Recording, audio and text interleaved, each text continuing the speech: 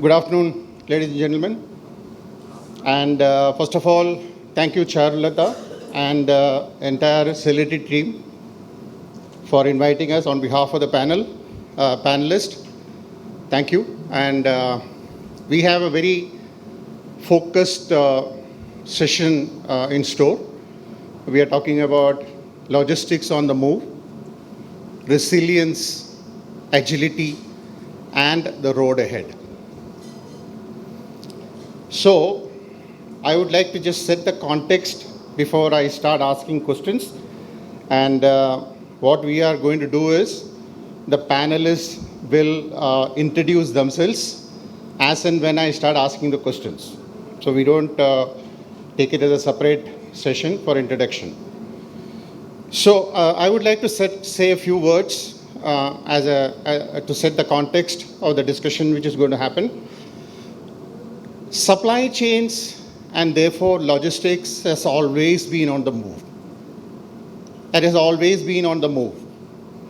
It has never been static, and that has been the nature characteristic of all supply chains, right? However, in today's time, the kind of uncertainties, the kind of challenges, the kind of surprises which is hitting, especially the global supply chains, the need for resilience has increased, out of bounds. Because there is something which is very, very prominent in today's global supply chains, right? Before I get into the other topics, I would like to say that, the term supply chain itself, it is time for it to change, because there is no supply push. There is no supply push whatsoever in any of the chains, irrespective of the industry. Everything is governed and decided by demand.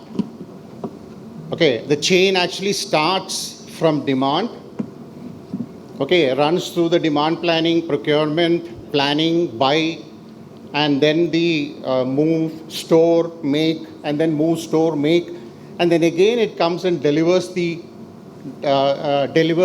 fulfills the demand. Okay, and also the tail, which is the returns, is also demand driven. So the supply chain per se has to change the nomenclature to demand chain. Right? That actually, it actually says what we are dealing with. We are dealing with consumer demand. Okay? So, as I said, modern supply chains, modern supply demand chains are working under heightened disruptions, uncertainty. Okay? And there are multiple reasons for it.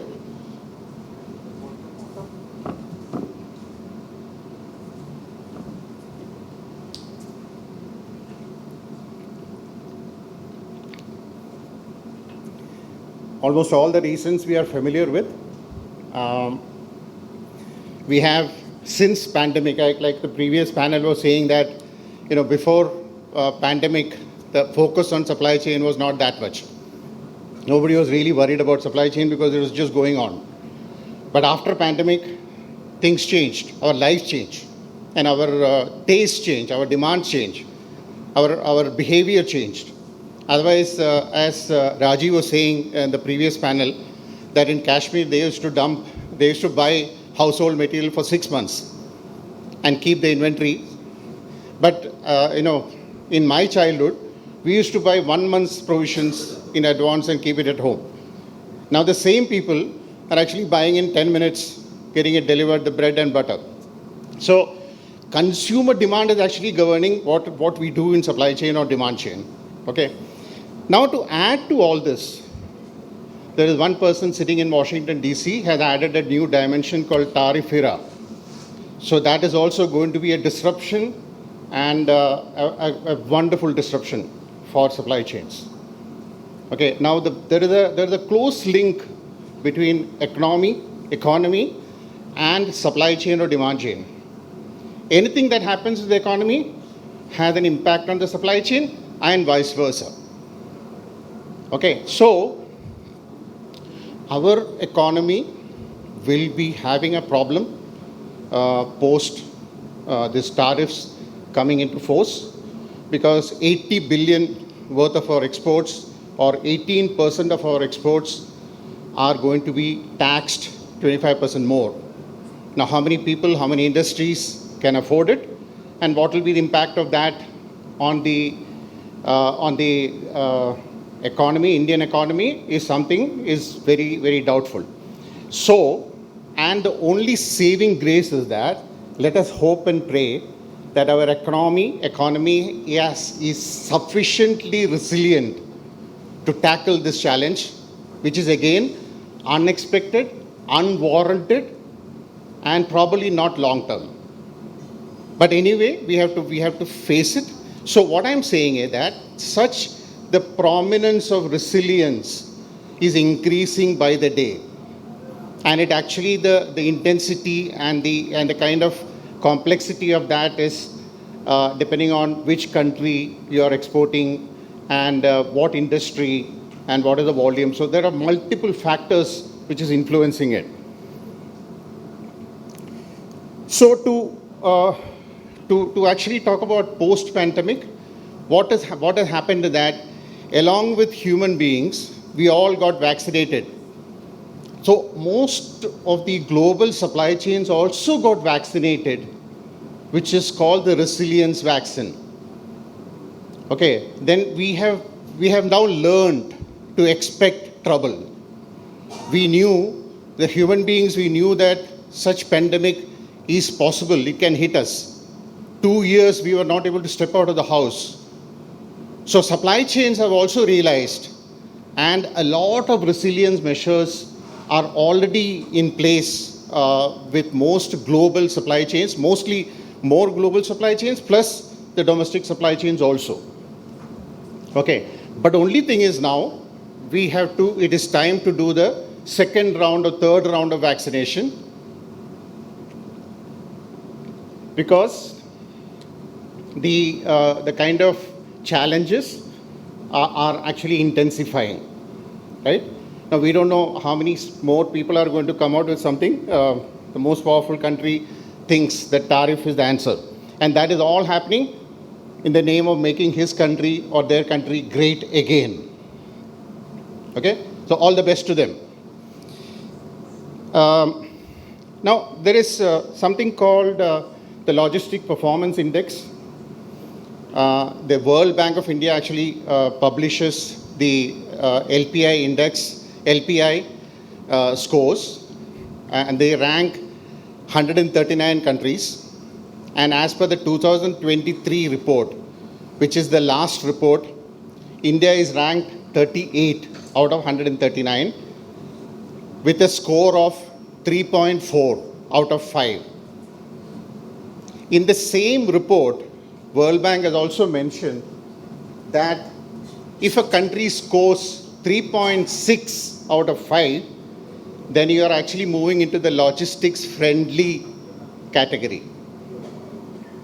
So we are 3.4 and the 3.6 is the logistics friendly category.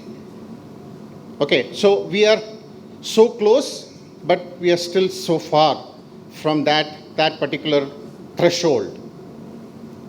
Okay, so once that happens, okay, then what is India going to be?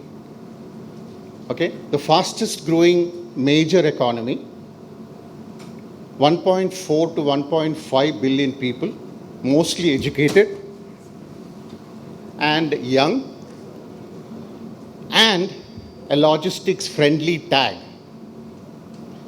Now, when you put everything into perspective, this is what some people are really getting. This is the reason why some of the nations and some of the leaders are getting sleepless nights.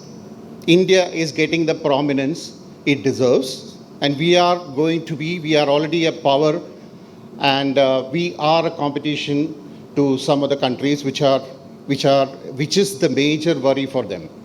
So, like I said, the person I referred to earlier, probably that is his hatred towards India is also being governed by these kind of feelings, right?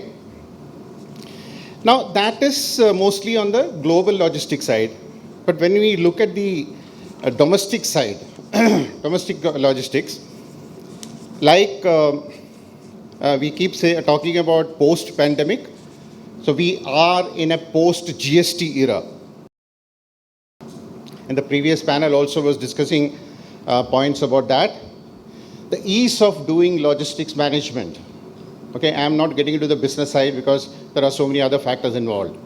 Somebody asked me in the room that what will be our logistics spend. Okay, there are no official sources to say that this is our number. And everybody keep talking about 13-14% even today, which is absolutely not acceptable. We should be in the single digits by now. So that is mainly because the GST era. Post 2017, domestic logistics has become absolutely easier to manage. Because now we do network design, now we do inventory planning based on speed to market and cost to market. And we don't worry about indirect taxation, which is prevailing in the country. That was not the case before. So we have some of us have seen pre and post GST eras, pre-pandemic and post-pandemic eras. So that is where you will be able to appreciate what an era we are living in. Okay? So one is about the GST. Another one is some of the focused initiatives which is happening from the government of India side. The most prominent being the PM Gati Shakti Master Plan. Okay, and that particular initiative is giving us hope of model connectivity. Okay, this has been a dream because we completely rely on road transportation in the country.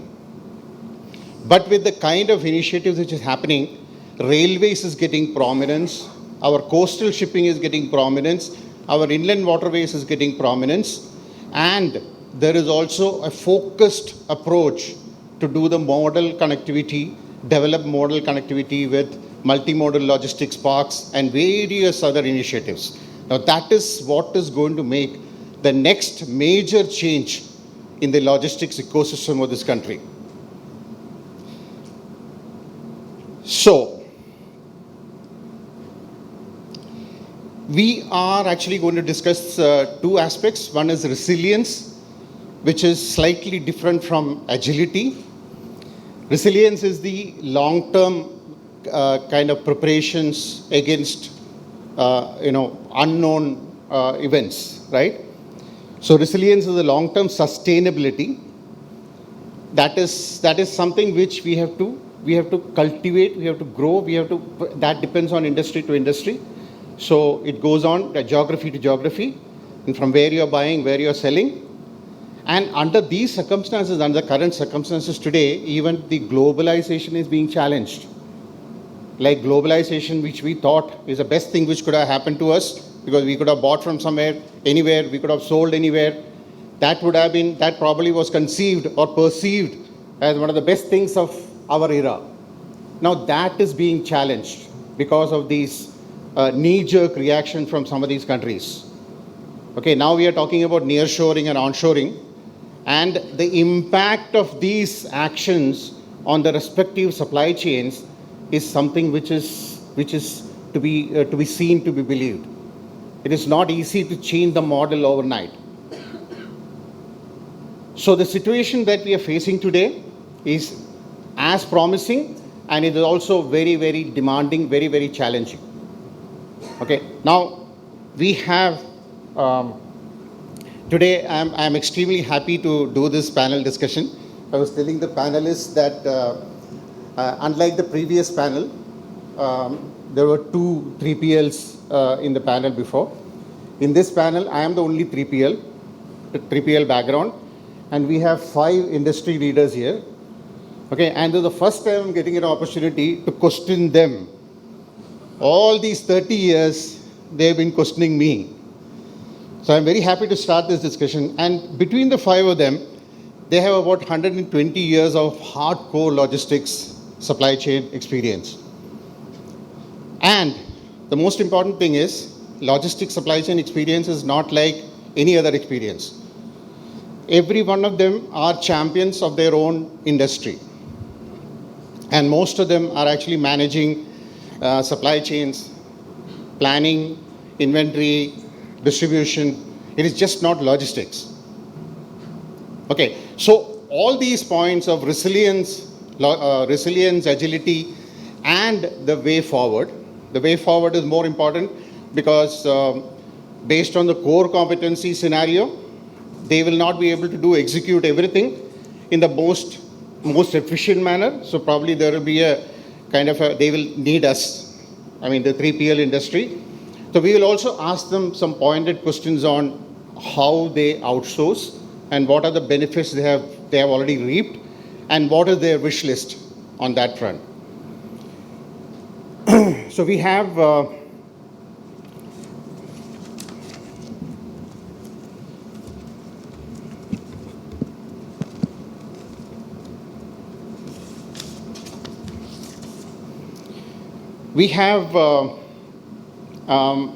representation, the different industries which are sitting in the panel, and they will do the introduction separately. We have FMCG, food and beverages, and we have media and entertainment, and we have enterprise software as services with logistics focus in artificial intelligence and transport management system, and consumer durables, and automotive tires. If you look at the supply chains of all these four industries except the SaaS, there is nothing in common except the fundamentals. Their suppliers are different, the consumers are different. Now let us hear from them how, what, and how they've handled and how they develop resilience and agility, and how they take advantage of the 3PL mechanism. Thank you very much. And now we are starting the questions.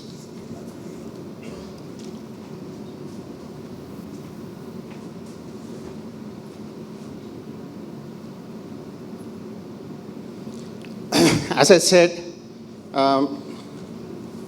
Badri for Pando is the only odd man out because he is the only focused supply chain as a service. So one of the questions I was asking him on the phone was like, is it supply chain as a service or supply chain as a solution? Software as a solution or software as a service? So some of the questions I'm going to ask different questions to Badri, and we have actually, I'm going to ask 4 questions to the panel, out of which 2 of them are common to 4 gentlemen here, and 2 specifically for Badri, and 2 common questions which is actually covering the entire gambit of what we are discussing here. Okay?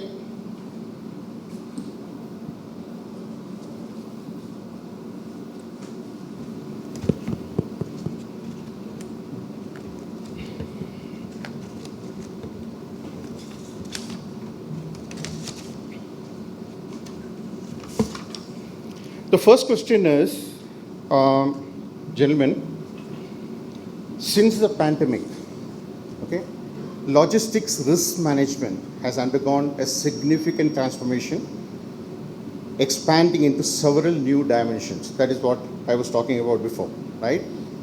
What does resilience mean to your industry? So I would expect 4 of you to answer this question with respect to your respective industries, and how it has evolved during the recent years. That means post-pandemic till now, and then we will look at how it is evolving going forward, right? What should be the intensity of these resilience going forward? And then one more sub-question is, and how are you building it into your logistics operation, both international and domestic? So 3 parts to the questions, and maybe Amrendra, you can start with. Yeah, thanks Mr. Menon, and Good to be connecting with all the supply chain professionals over here.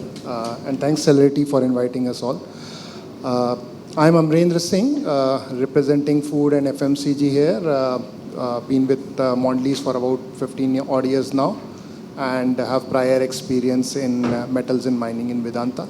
So total of 20 years of logistics experience, I would say, and still learning.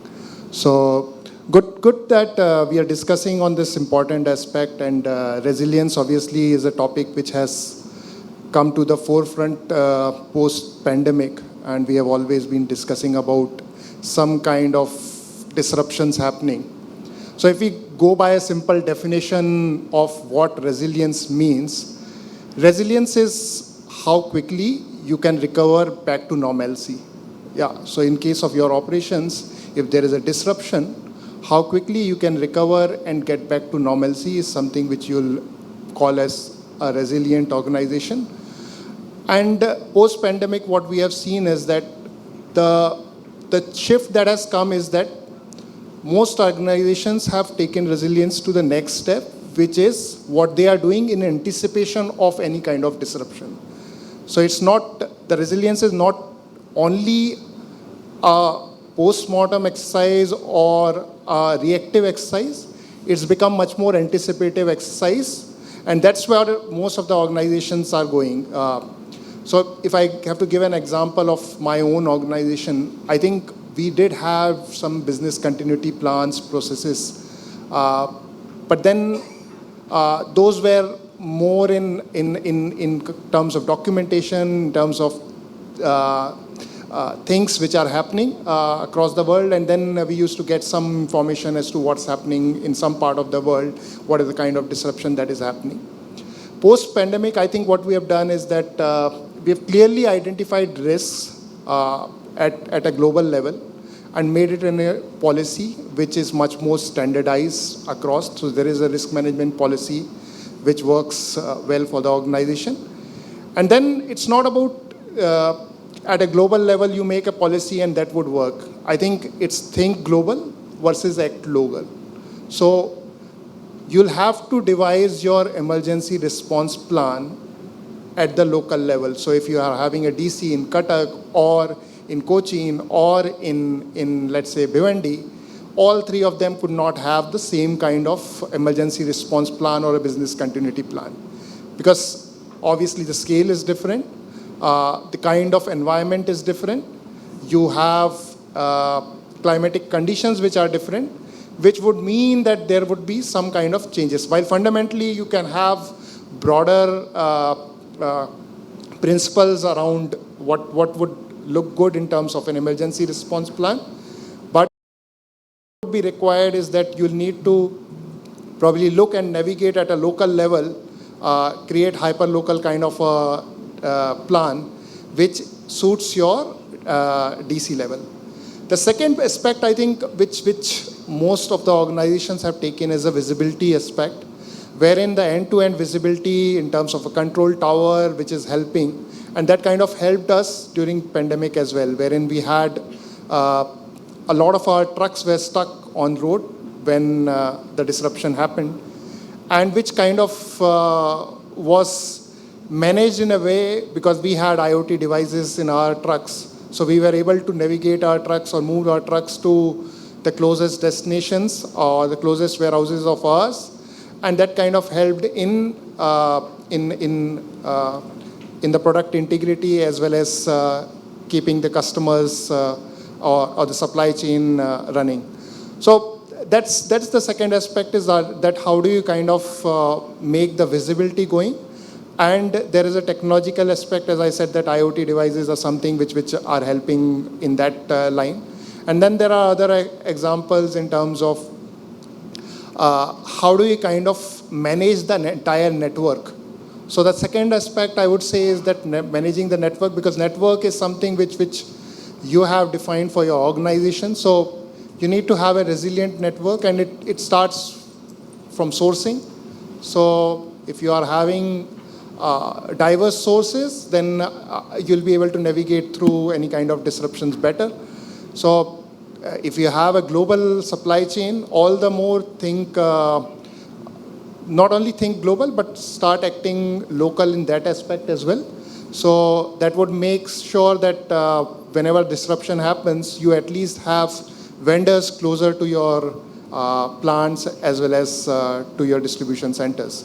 So that's the second part which is there. And then network also plays a part in terms of how do you manage the inventory. So inventory aspect is something which is paramount, because that's the buffer that you have in case of any kind of disruption. And that's what is helping most of the organizations if they have inventory at various nodes, be it your distribution centers or plants or distributors or at the retailers. The inventory at these buffers or these levels would certainly help in navigating if there is a disruption for, let's say, 2 or 3 days, 4 days, 5 days. Then it will surely help you in tiding over these crisis situation. And that's what we saw during pandemic as well. Another aspect is in terms of inventory is that you need to have flexible supply chain wherein you'll be able to manage and move the inventory between locations. So we have been practicing that in terms of aligning our distributors to our different distribution centers and seeing to it that if there is disruption in a particular distribution center, can you supply it from the other one? So let's say a Mumbai distributor, can it be mapped to a Pune distribution center? And that's kind of exercise, if you do, it's kind of a business continuity plan in itself that you'll be able to manage disruption far better and in a way. Next aspect is, I think, and coming to the 3PL aspect is choosing the right 3PLs. Yeah, so I think 3PL part we'll discuss later, but then again on the aspect of people part, you need to have exercises not only on paper, but do exercises which are emergency response plan from fire point of view or from any kind of disruption point of view, done along with your partners, with your execution team on the ground. So that will kind of help. So I'll give you an example in terms of see, we are constantly under threat of cyber attacks, cyber security issues also, and that's again one of the risks that we have identified that's kind of predominant. And we saw last year also there was a crowd strike which led to a lot of aeroplanes being grounded. There was a disruption in banks as well as some of the other services also.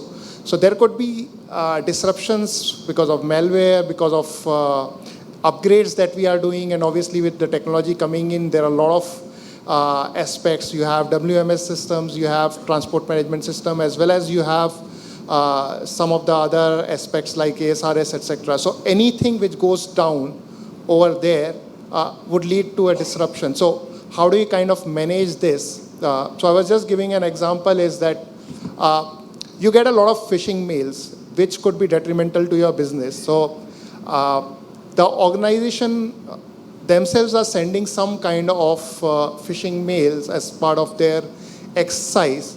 And it so happened that last month I received a phishing mail that was sent by the IT team of the company itself. And that was intended to see how many of us are opening that kind of attachment which is there. And it so happened that I was also the one which opened that attachment. So, but then that kind of gives a clear picture in terms of what are the thought process that goes and what are the things that can be done in terms of navigating the disruptions which could come. And in anticipation of disruption, these are the things which are being done. So I think these are the things which are there. And then obviously from regulatory point of view also there could be a lot of disruptions. There are norms around compliances, there are norms around sustainability, etc., which every organization will need to carry out in the best of the ways. So that's again, I won't say it's kind of completely unknown, but the supply chains have to be ready for that aspect as well. Thank you. Yeah. Thank you, Amrendra. Now, that is the view of Mondelez, which is probably one of the most prominent companies in India. And he was focusing on global strategies, regional strategies, and country-level strategies. And one point which he mentioned about inventory buffering. Now, that is something which is good and bad because, it helps when things are in crisis. But inventory is inventory, right? Inventory is a crime in supply chain. So that is the reason why, what he was saying is that what I understood is how do you balance both? I would differ over here. Inventory is not a crime. Over inventory is a crime. Over inventory, yes. We need to have optimized Exactly. inventory. Inventory is not there, then the supply chains won't be running. No, absolutely, absolutely. There is no question about that. Less inventory and more inventory, both are criminal. So, yeah, go ahead, Anil. Anil, you want me to repeat these questions? You clear? I'm clear. I think you were asking about the risk management, correct? Post-pandemic. Post-pandemic. What are the effects, and then what are the resilience measures, and how are you building that in your organization, logistics operation? Okay. So, starting with my introduction, my name is Anil Dalvi. I'm heading operations for Tata Play. Just for the benefit of everyone, Tata Play is the same company which earlier known as Tata Sky. 4 years back, the brand name has changed from Tata Sky to Tata Play. I'm with the organization for last 10 years, managed different roles within supply chain domain. Coming back to the question what Mr. Mohandas have asked, no doubt I am not going to repeat the same thing which everybody is talking about. That pandemic has made us learn lot of things which has happened to us for the first time. Maybe some were prepared for it, some were not prepared for it. I remember the day on the 22nd of March 2020 when we got the announcement of a lockdown, and the next day we were not supposed to go to office. Then how are we going to operate? And we receive an email on our laptop stating that please open a app called Microsoft Teams in your laptop, and now going forward you have to interact with your team, your customer, stakeholders, vendors, everything through that tool. And then it was not new, but we were never using it. So talking about how we manage the risk after pandemic or during the pandemic was we realized that we have to create our local base, which Amrendra was also saying that when we talk about global logistics, we have to rely on our local logistics also. Fortunately, we were already on the path of localizing our product. So in our DTH, direct to home industry, set-top box is the heart of the business. And all the supply of set-top box was happening from foreign suppliers. So our main suppliers were coming from Thailand and Vietnam, where our contract manufacturing was happening, and all the supplies were coming through imports. Fortunately, we were already working on localization of our supplies, where we were asking our OEM partners to start manufacturing within India, so that it has multiple advantages, not only from pricing perspective, but also from logistical perspective. Because the lead time for our set-top box for the supply is more than 6 months because of the components. And the heart of set-top box is the chipset which is being used, where the lead time of supply is 1 year. So you can imagine the kind of planning that we have to do when we place orders on our suppliers, which in turn supply chipset to our OEMs. They supply it to the contract manufacturers, and the further production happens, and adding to the delivery lead time from Vietnam and Thailand. So overcome all these challenges, we started developing our supplier within India. Fortunately, when the COVID happened, we were already on the verge of closing the deal, and we started manufacturing set-top box in Chennai, in Sri Perumbudur, where Flextronics and Foxconn were the two contract manufacturers who started working for us for manufacturing the set-top box. So, whereas risk is concerned, the global supply has become a risk for us because the lead time has increased. Getting the ships, getting the containers has become a nightmare for us. And fortunately, we were able to switch over from global supply to local supplies within a span of 2 to 3 months, because we were already working on it. And by June or July of 2020, our entire supply from global got cut down, and we started supplying locally. We didn't have a time to do the pilot. we directly land up into production, and the entire supply of set-top boxes started happening from Chennai for the pan-India supplies. Second part, which also helped us to cover the risk, was digital transformation. I joined Tata Play in 2015, and the pandemic happened in 2020. Fortunately, before pandemic happened, we were already on the verge of doing multiple digital transformation projects within supply chain. Whether it is on the procurement front, whether it is on the operations front, whether it is on the logistics front.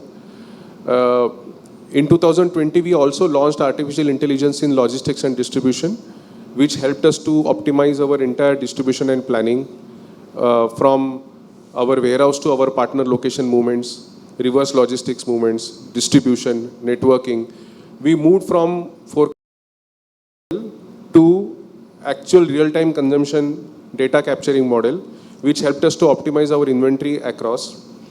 It was a fortunate to our industry that during pandemic, everybody was sitting at home, so they wanted to watch TV, and our business had that positive side, where other side, everybody was having lack of business because everybody was sitting at home.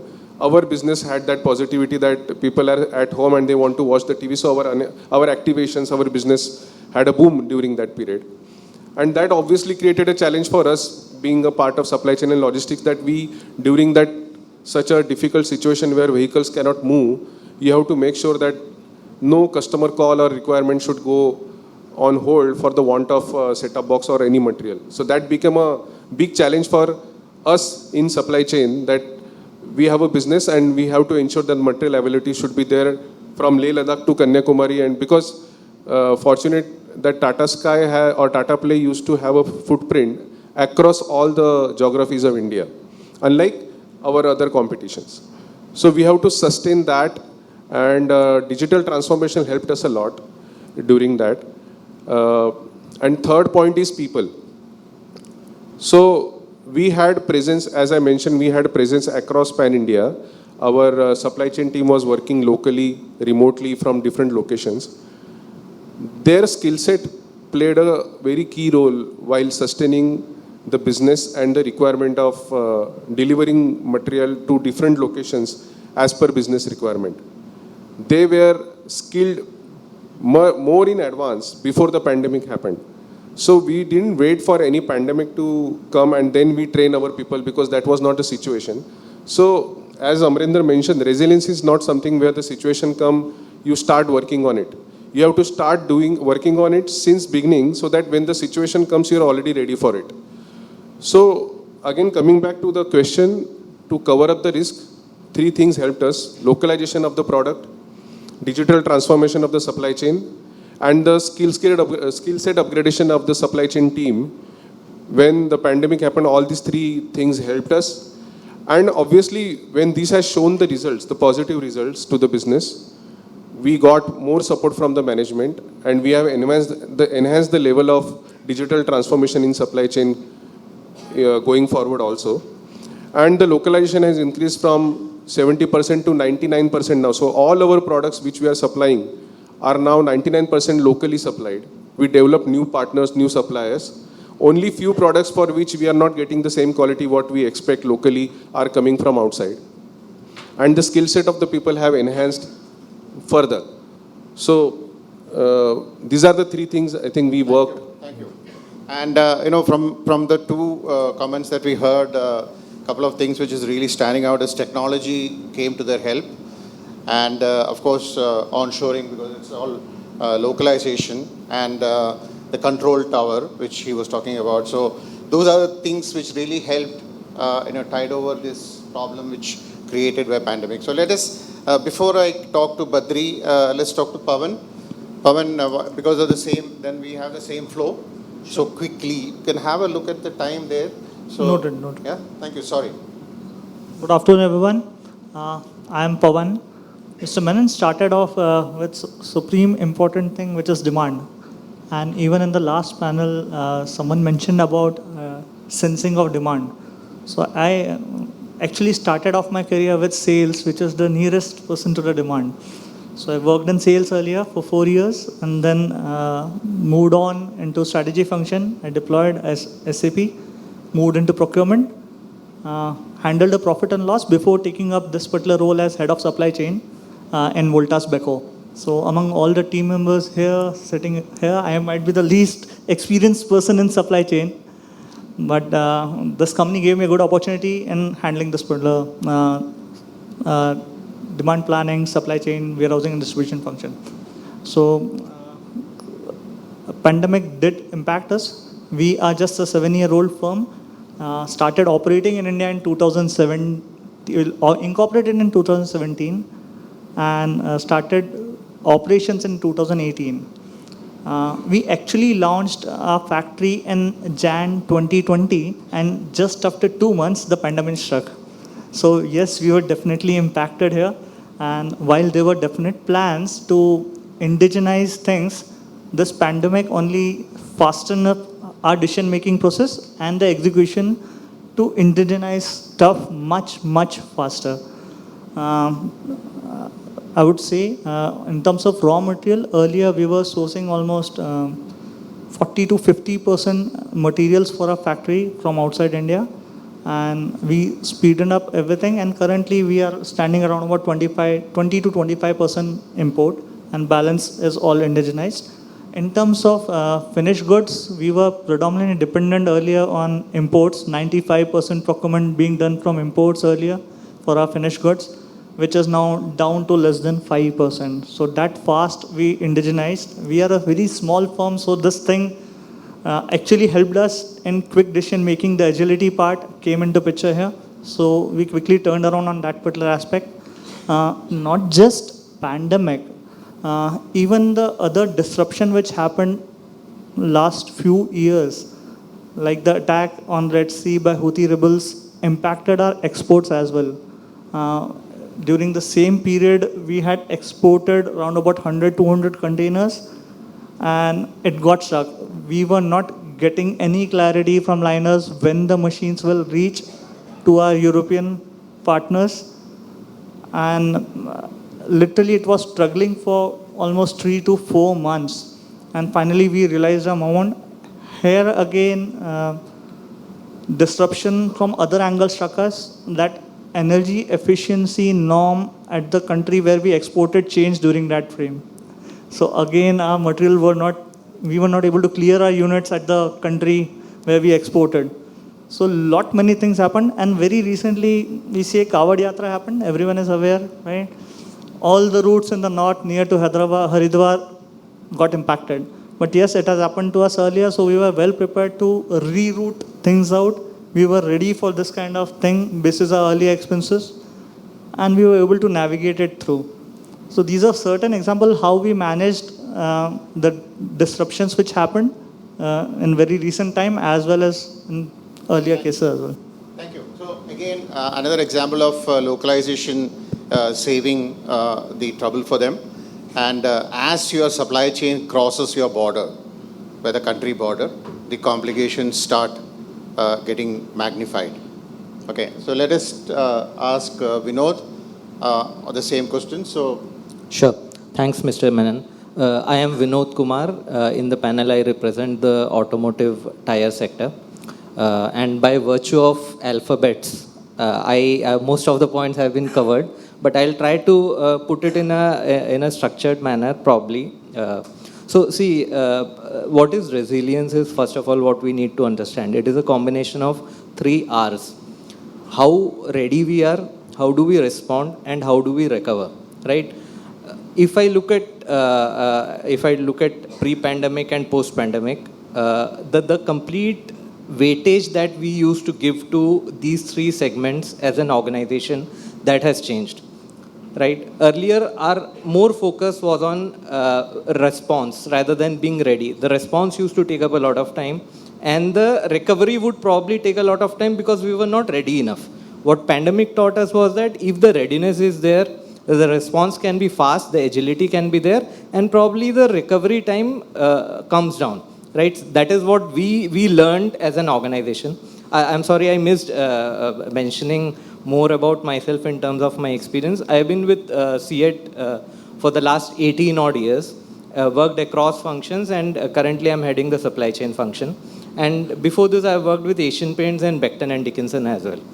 So this fundamental change in the thought is something which has come within the organization. Now, when I look at specific initiatives that we have done, one big initiative that became a part or a subset of the readiness is the visibility part, right? Like Amrendra mentioned, at the time of pandemic, we had close to 1,000 odd vehicles stranded across the country. And unlike foods and beverages, we did not have any mandate to have any IoT at that point of time. And I remember me, along with my team, we used to track the vehicles by calling up the vendors, right? The scenario now, if I look at it, there's a control tower. The complete end-to-end chain is visible right in front of me. We get to know where the vehicle is, how many stoppages it has had, what is the best route that was there, what could be the route that could have been taken. So the complete digitalization, and I would say it's not limited to logistics. Even if you go up to demand planning, supply planning, the complete digitalization aspect has taken the fore. And it helps us in being prepared to react to whatever the scenario is. In the earlier panel, I think somebody was mentioning of moving from forecasting to demand sensing. Right? That is something which this complete data enablement has helped us. So visibility is one part. The second part is flexibility. We used to have vendors who would be limited in numbers. With the change in the scenarios, we have looked at having backups. The BCPs, which were earlier only in paper, now actually are a part of practice. Right? Recently, as a part of BCP, one of our planning tools, it was hit by a malware attack. And it was down for close to 20 odd days. Our planning did not suffer at all. We had people who knew what to do if such a situation happens. If this had happened probably 5 to 7 years back, probably we would have been lost. So that's the change in the mindsets, in the way we work that has happened. Couple of more things. One I would say is the overall control part of things also. Right? A lot of policy decisions have to be implemented, and these have to be done in spirit, not just in words. This also helps us in ensuring that the resilience remains. I think broadly those are the things that we have done. Thank you, Vinod. And so one of the things which really came out is technology. Yeah, that is the best tool against resilience. Now, quickly we are coming to Badri. Badri, as he said, he will introduce himself. Pando is one of the sponsors also. So the question to you is, Badri, as a SaaS provider, okay, to the logistics sector, how do you see cloud-based software solutions driving resilience and agility in logistics operation, especially in the area of disruptions like pandemic, geopolitical shifts, or demand volatility? The second part of the questions, you can answer both. Sure. In your experience, how has investing in logistics technology directly impacted business outcomes? You have a lot of logistics guys sitting here, so probably you can explain it a little more. And could you share a few examples? Sure. Thank you again for this opportunity, Celerity, Charulata ma'am. First, I am under a lot of pressure here. I've been on many panels, but this is the only panel where my head of marketing is sitting here and said, make sure they understand you're from Pando. Last panel you spoke to, they didn't know. If you're wondering who that person is, it's Sardarji sitting there, okay, wearing yellow. Not only did he make me wear a ridiculous yellow color t-shirt, but I have to do this, okay? So I have to prioritize that.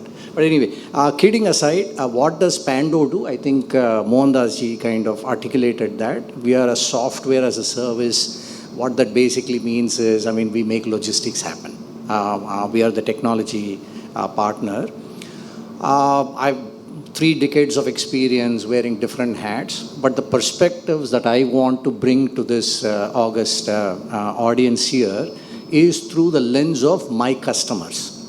Now, first and foremost, we've been talking about resilience. I think all the panelists very clearly articulated. None of them said, hey, I have this crystal ball that will help me understand what is going to get disrupted next. Not going to happen, guys. Whatever had to disrupt has been disrupted, and that is the new normal. So I think that is why this topic of resilience becomes that much more important. Now, resilience through the eyes of a software vendor. right? Fortunate enough to work with, I mean, some of my customers are here as well, is through their eyes. And the first and foremost is, I think we spoke about this, right? Agility. It's not as much as, you spoke about our ability to respond through whether it's a control tower, having visibility and aspects like that. So I think, as software vendor, we are able to facilitate that. Now, we are fortunate enough to work with cross industries. So whether there is an FMCG has a different set of challenges compared to an automotive that has a different set of challenges from a demand and supply standpoint. Alco Bev has a different challenges, and so does chemicals industry, or for example, Castrol. So what we try and do is, the brilliance is not with us or with me as individual, as a consultant, but it is with the product. The product is iterative. The product continues to learn. That's what we call as artificial intelligence and machine learning, right? So when I do an optimization for, let's say, a Johnson & Johnson, we go through an iterative process. Problems are there different.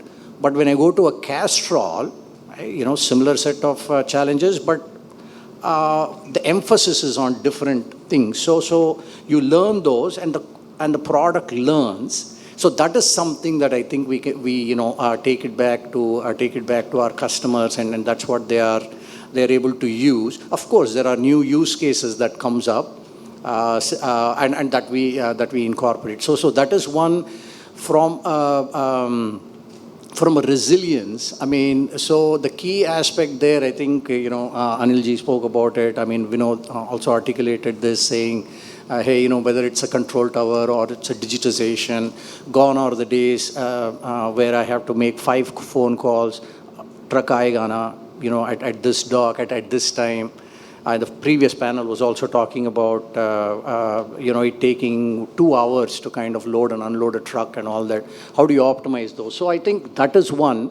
From a resilience, we kind of help.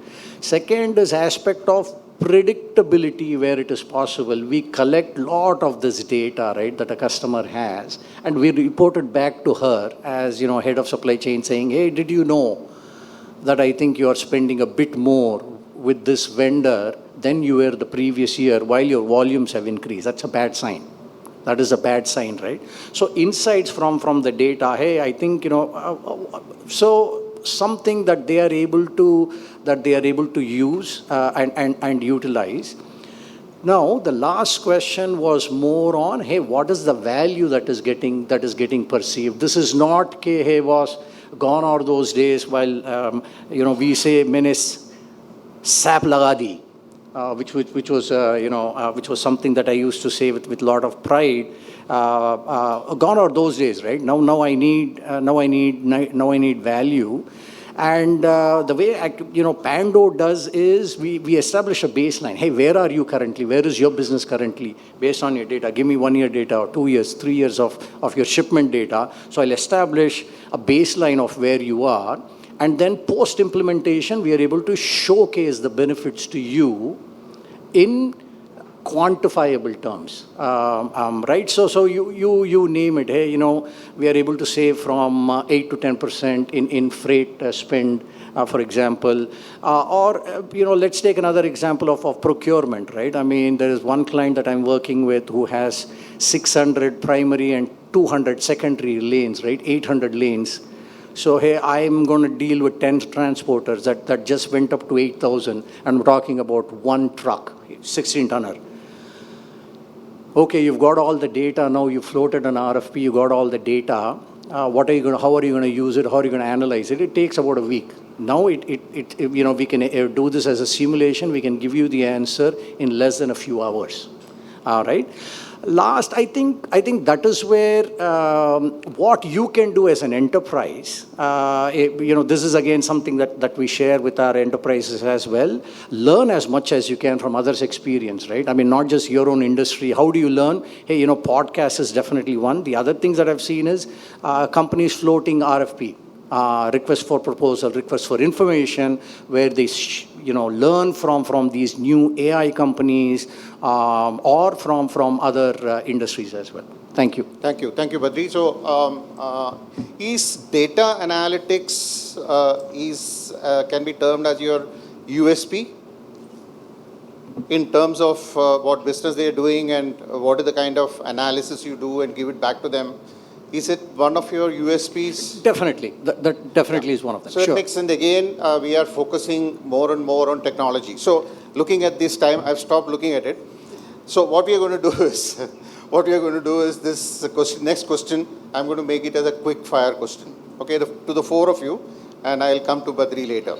Okay, this is about outsourcing, 3PL. Okay. Now, the first question is, the role of 3PL is clearly evolving, right? So the first question is, what, in your opinion, distinguishes a great logistics partner today? 1, 2, 3. Yeah. So I would say that a logistics partner is now a partner. A 3PL is now. A lot of them hearing, so. Yeah, so I'm just saying that and we treat our 3PLs as partners. It's not that we don't treat it. It has been kind of our base itself that we need to treat our vendors as well as 3PLs as partners.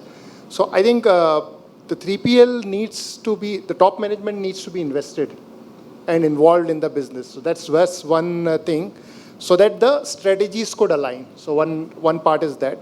Second is commitment, and I would say that collaboration, responsiveness.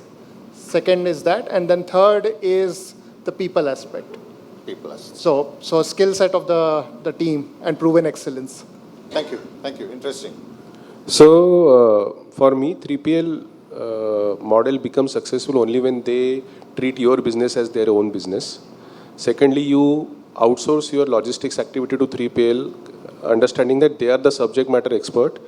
They should, and they work with different industries, so they bring the knowledge, experience, and best practices across industries to your table.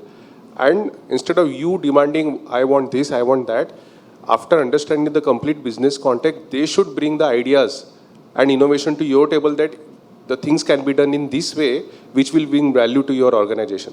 So that will only happen with two things. One is their intent of bringing the value to you, not just doing a business against the money that you pay as an outsource model. Wonderful. And second, they grow with our growth.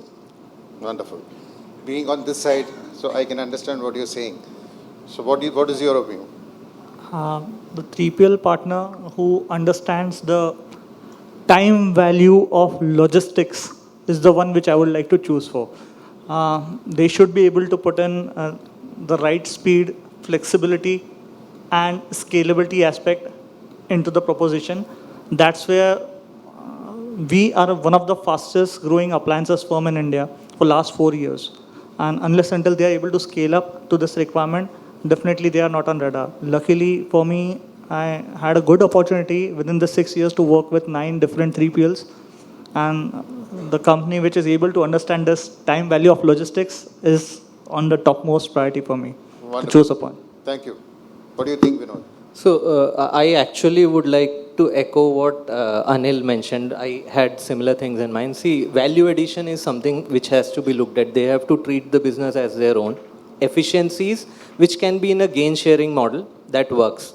And just to add, see, Indian logistics industry, as you rightly mentioned, like we are looking at reducing the cost. The cost need not be reduced by efficiency is one of the areas, is what I would want to say. And these logistics players can act as marketplaces also. See, there are 4 of us sitting here, and I am sure we would have synergies, right? One option is we get a panel like this, we connect with each other. The second option is logistics partners. They are the ones who are connecting with each of us. If there can be more transparency in the way they do business, and they bring collective value for the nation as well as all 5 of us, right? That is the future, is what I feel. Wonderful. Actually, even the previous panel, they were echoing the collaboration part. you don't have to build boundaries between industries because everybody's common cause has to be taken care of. I think that is a very forward-looking thought. Now, the next question, again to the four gentlemen, which I think is a very, very important question. Do technology capabilities play a key role while selecting your 3PL partner?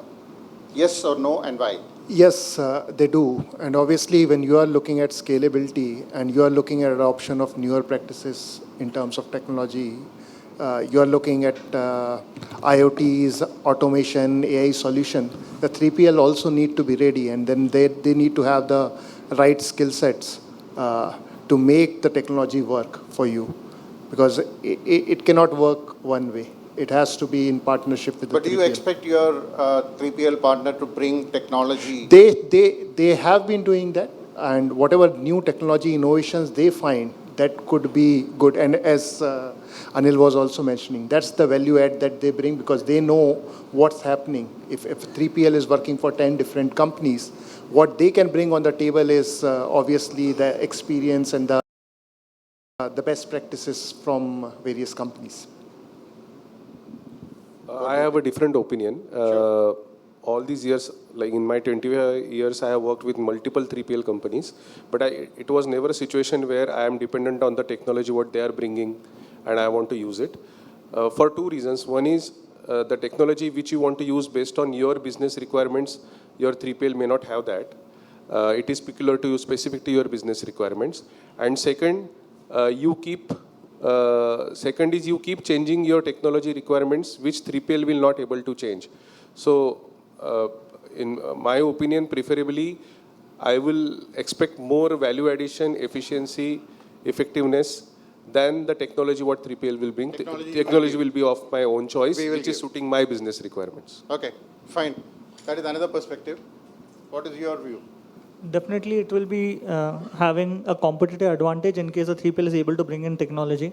But it is, again, not an absolute must in case of our industry. Our products are large and people can actually identify the products in the warehouse. And it does not actually require a WMS. In case people use common sense, this can get managed with basic ERP as well. Having said that, there are certain challenges here. The manpower deployed by the 3PL need to be consistent to ensure this particular process flow happens without use of technology. That's where this WMS and TMS or technology is required in case people are not consistent in a 3PL. We will be getting better visibility, better tracking, simpler audit observation, limited audit observations, and a detailed traceability for running operation faster. But again, for our industry, in case I can talk about my experience, it's not an absolute must. I have seen 2-3 3PLs not using technology, but doing a fantastic job for us. Okay, thank you. So I also have a contrarian view. See, the technology cannot be the play around which 3PLs operate. We have a technology which is our own. They should be able to integrate with what we have and have the scalability to scale that up. And I think that is how the ecosystem would develop as well. That is absolutely true, because when we say 3PL bringing technology, they cannot bring technology in isolation. It has to gel well. That is the beauty of our business, actually. I'm sorry, the terminology I withdraw. So that is how 3PL works, because that is the ability. Because if you are dealing with you should bring a technology which suits you and which adds value. It is not a drag. Okay, so it should add value. Now I am coming. Yeah. One more thing here. When Anilji mentioned, I also echo some of his thoughts. We might be working with multiple 3PLs. So every 3PL bringing in their own technology, it's difficult to integrate on our side. So many times it does make sense to give us our technology and have a common factor across. So your reporting standards are here too. So on the side, we will discuss that later, because I am looking at the clock. It's already red. So, 2 questions. Maybe you can prepare yourself. Global versus local, and too many 3PLs versus a few. We will discuss this offline. Now, the one question, which is addressed to all 5 of you. Whether it is artificial intelligence, digital twins, big data analytics, control towers, or real-time tracking technology, technology is, this is the last question. Technology is reshaping logistics. right? That you all of you agreed. What technology innovations have made the biggest impact in your operations and what excites you the most? So I would say that TMS is one, and then in terms of if we look at the digital aspect, IoT is another one. IoT, track and trace. Oh, bit. So that those would be the two big ones. For us, artificial intelligence has made a big difference. In number terms, I can say we have reduced our freight cost from 40 crores to 25 crores. So 15 crores of reduction of cost just by implementing artificial intelligence in last 4 years. What do you think, Badri? Yeah. But we are too young organization, not implemented many technologies per se. We just moved on TMS front as of now, so limited experience there. But I'm warehousing side. There's one, the land costs are moving up, warehouse rental are moving up, so we will have to go vertical. When we go vertical, ASRS is the way forward, which I particularly feel, and this technology will be definitely required going forward. That's my view. Thank you. So personally, if you ask me, machine learning, AI and ML is something which is here and now. We have started using machine learning a lot to understand patterns and take decisions basis that. So that is something which, sky is the limit, right? So it excites us as an organization and me personally a lot. Another thing which I feel in the logistics aspect is autonomous vehicles, as and when they come, right, they would be game changers. The first level for that could be drones, right? Just imagine today you get a 10-minute delivery via Swiggy where a human life is at stake. Tomorrow getting 5 minutes via a drone, and I am sure it will be a reality pretty soon. So these are the changes which I feel are very exciting and look forward to it. So yeah, I mean, digital twins, IoT, blockchain, all of the above, right? Machine learning, artificial intelligence. What we've seen so far has been machine learning, where we are able to constantly learn and apply those learnings in a software environment that we can take it to the masses. The future that we are very excited about is artificial intelligence. Artificial intelligence, we believe, is like the electricity. I mean, it's everywhere. AC is running on it. I mean, the light is here because of that. You are able to hear because of, and all of us are already starting to use AI. I think that is the future. Agentic AI is the way to go, and I think people like him, they've already using and deploying it and found success already. So that is what we are more excited about. Excellent. So with this, I have to stop the questions because two pads and one note came already. So, and here it is showing red color. So sorry for that. And we had a couple of more questions, but one thing is very sure that resilience is a problem. Every industry acknowledges resilience need because of the changing environment, and all of them explained how they're tackling it. And one of the most important factor which came out from all five of them is the role of technology on the way forward, on the road ahead, right? So thank you very much.